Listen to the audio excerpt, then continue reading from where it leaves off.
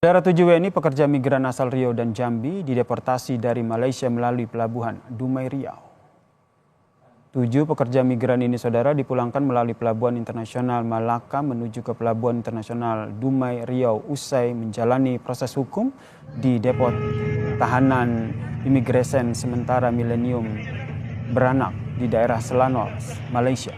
Koordinator Pos Pelayanan Perlindungan Pekerja Migran Indonesia Dumai bilang ketujuh WNI tersebut langsung didata, kemudian langsung dipulangkan ke daerah mereka masing-masing.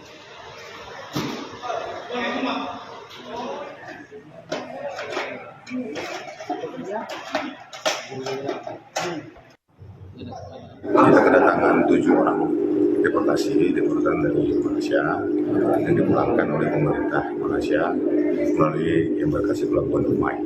Untuk yang Tanjung Pinang sendiri memang hari ini juga ada pelimpahan sebanyak 11 orang, pelimpahan daripada BP3MI Tanjung Pinang, BP3MI Kepri ya.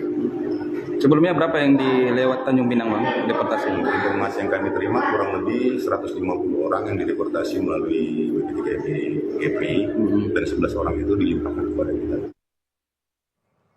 Balai Pelayanan Perlindungan Pekerja Migran Indonesia atau BP3MI Riau mengungkap ada 4 daerah yang kerap menjadi tempat penyaluran PMI ilegal di Riau, yaitu daerah Medang Kampai, Kota Dumai, kemudian Kepulauan Rupat di Kabupaten Bengkalis, Indragiri Hilir, dan juga Bagan Siapi-Api, Kabupaten Rokan Hilir. Keempat wilayah ini merupakan kawasan pesisir pantai yang berdekatan dengan negeri jiran Malaysia.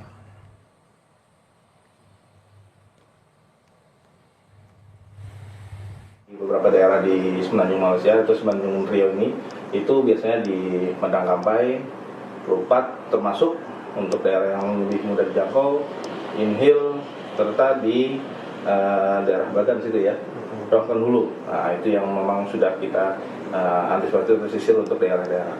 Tapi tentu kami tidak bekerja sendiri, kami butuh support dari masyarakat jika mengetahui adanya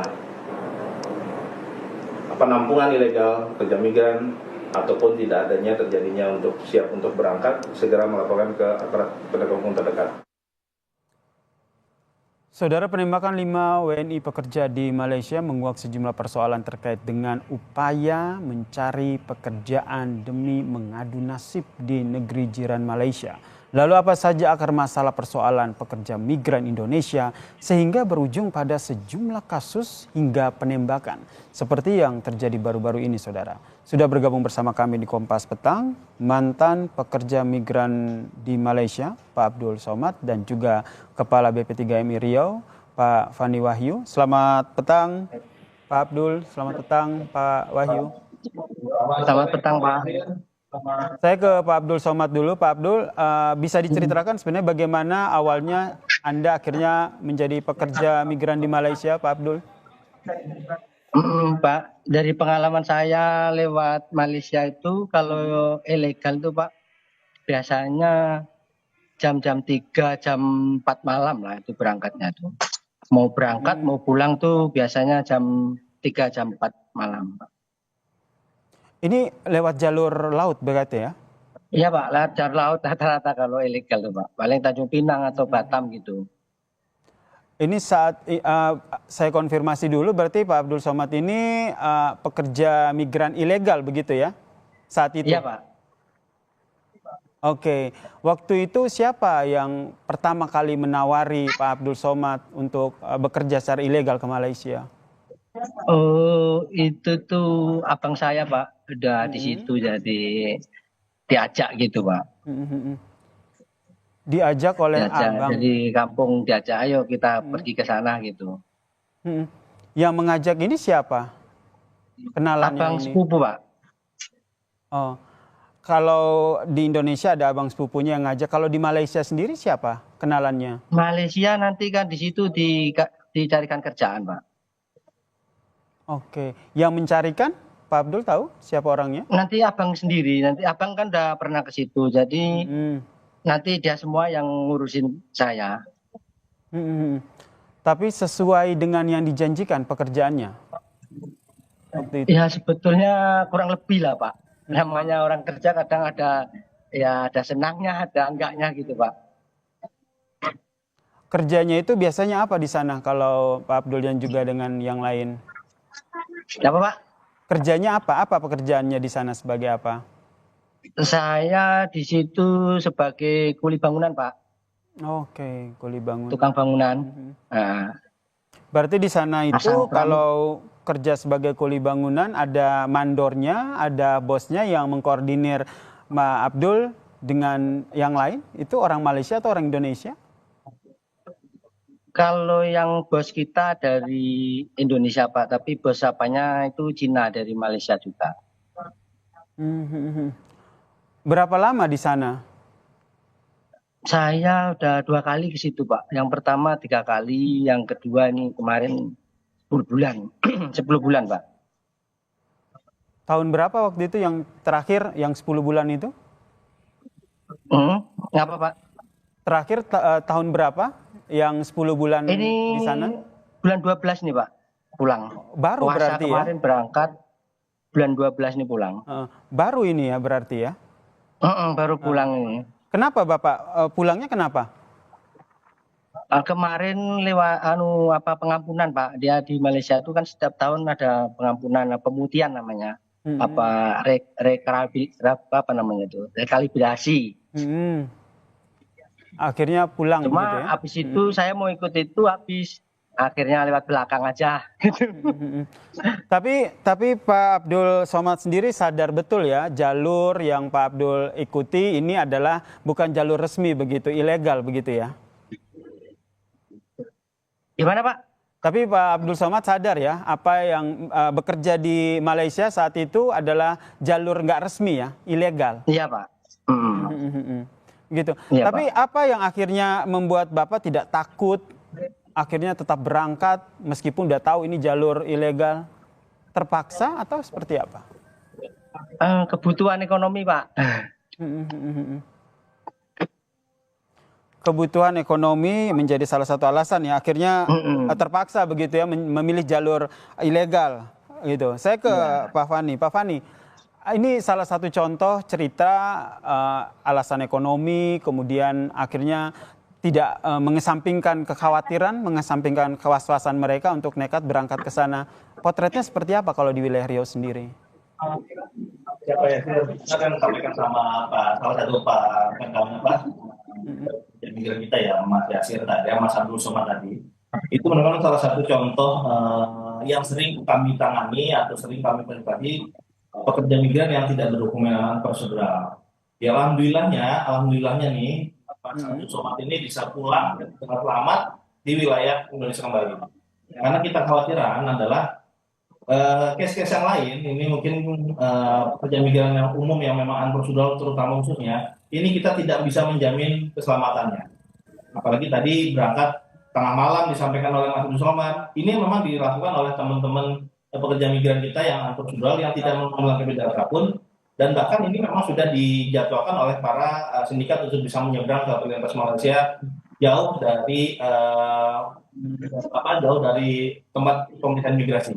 Artinya rute ini atau jalur-jalur ini yang waktu-waktu tertentu yang memang dijadikan untuk melintaskan pekerja migran kita menyeberang ke Malaysia tentu dengan cara-cara yang unprocedural. Ya kita tadi saya sampaikan bahwasanya ini mungkin beruntung, kami sebut beruntung. Mungkin kalau memang hari apes kita tidak tahu karena beberapa korban yang kita fasilitasi itu hampir rata-rata itu semuanya unprocedural.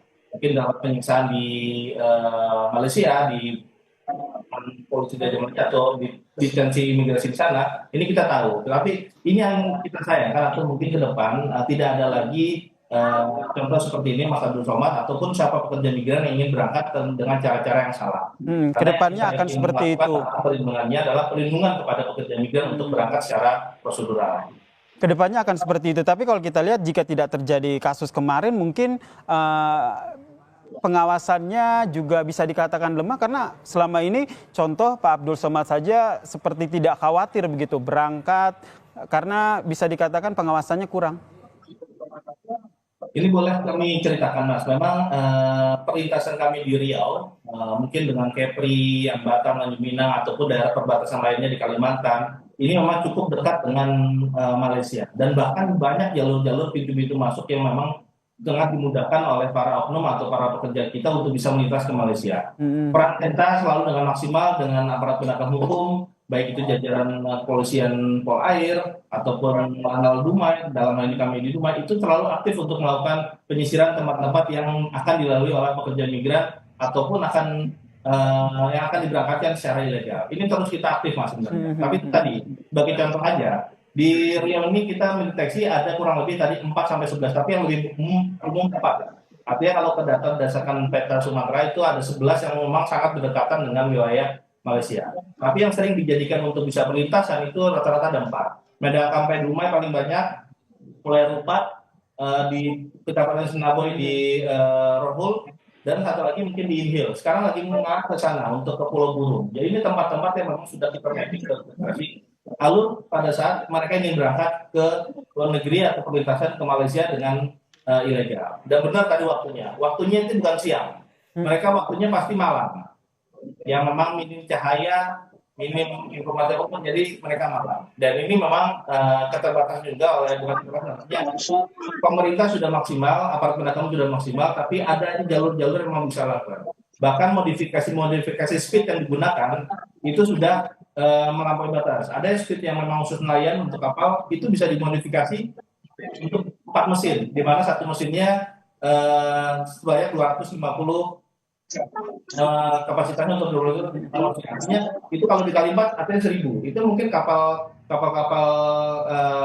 aparat penegak hukum kita tidak bisa mengejar mereka. Jika nanti terjadi permasalahan di laut, itu malah jadi lebih bahaya oleh mereka. Jadi makanya mungkin pengawasan kita akan tetap kita lakukan. Tapi kita butuh juga kerjasama oleh masyarakat setempat nih.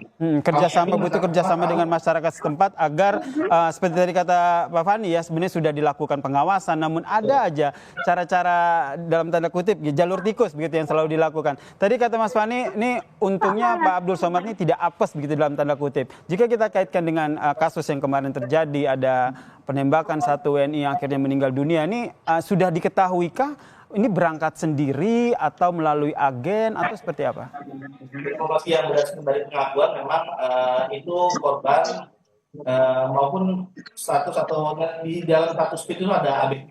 ABK artinya yang memang menguasai kapal atau mempunyai kapal tersebut, dan mungkin ada beberapa yang menjadi korban. Dan berdasarkan pengakuan itu mereka membayar kepada agen untuk bisa pulang ke wilayah Indonesia. Karena mereka sebenarnya ini adalah satu kita sebut oknum atau sindikat agen untuk memberangkatkan speed, mempunyai speed kapal untuk bisa melintas, dan beberapa korban lainnya adalah menolong penumpang.